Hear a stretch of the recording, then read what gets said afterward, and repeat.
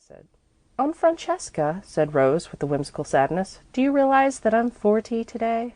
"That's nothing," returned the other serenely. "Everybody has been 40, or will be if they live." "I haven't lived yet," Rose objected. "I've only been alive." "While there's life, there's hope," quoted Madame lightly. "What do you want, dear child? Battle, murder, and sudden death?" "I don't know what I want."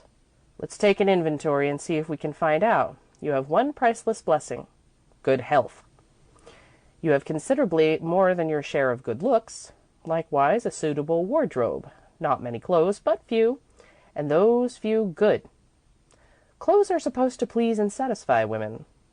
You have musical talent, a love of books and flowers, a fine appreciation of beauty, a host of friends, and that one supreme gift of the gods, a sense of humor. In addition to all this, you have a comfortable home and an income of your own that enables you to do practically as you please. Could you ask for more?" "Not while I have you, Aunt Francesca. I suppose I'm horrid." "You couldn't be, my dear.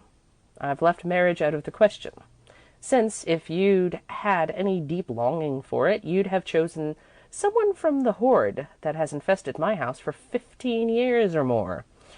You've surely been loved." Rose smiled and bit her lip.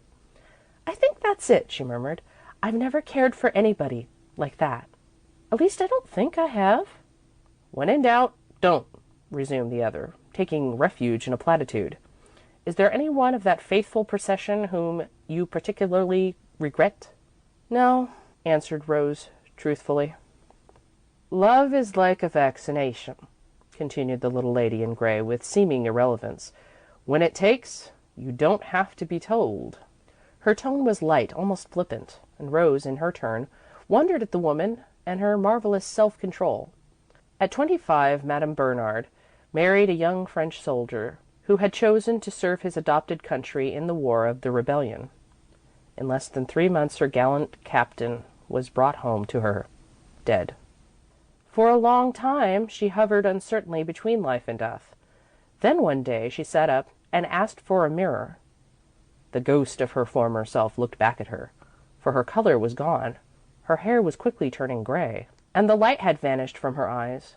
Yet the valiant spirit was not broken, and that day, with high resolve, she sent her soul forward upon the new way. "He was a soldier," she said, "and I, his wife, will be a soldier too. He faced death bravely, and I shall meet life with as much courage as God will give me. But do not, oh, do not even speak his name to me, or I shall forget I am a soldier and become a woman again." So gradually it became understood that the young soldier's name was not to be mentioned to his widow.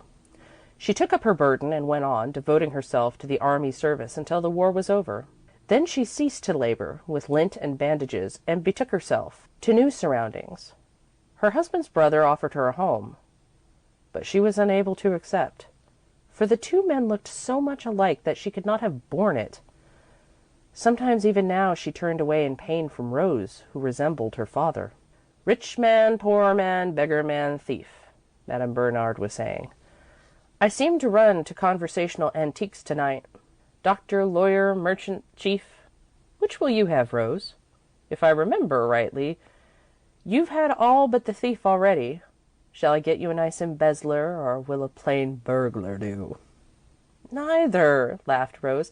"I'm safe from embezzlers, I think, but I live in nightly fear of being burgled, as you well know." "None the less, we've got to take the risk. Isabel will not be contented with you and me.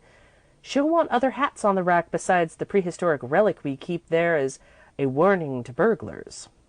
"I'd forgotten Isabel," answered Rose with a start. "What is she doing?" "Dressing for dinner. My dear, that child brought 3 trunks with her, and I understand another is coming. She has enough clothes to set up a modish shop, should she desire to go into trade, as the English say." "I'd forgotten Isabel," said Rose again. "We must find some callow youths to amuse her. A girl of 20 can't appreciate a real man." "Sometimes a girl of 40 can't either," laughed Madame, with a sly glance at Rose. "Cheer up, my dear. I'm nearly 70, and I assure you that 40 is really very young." "It's scarcely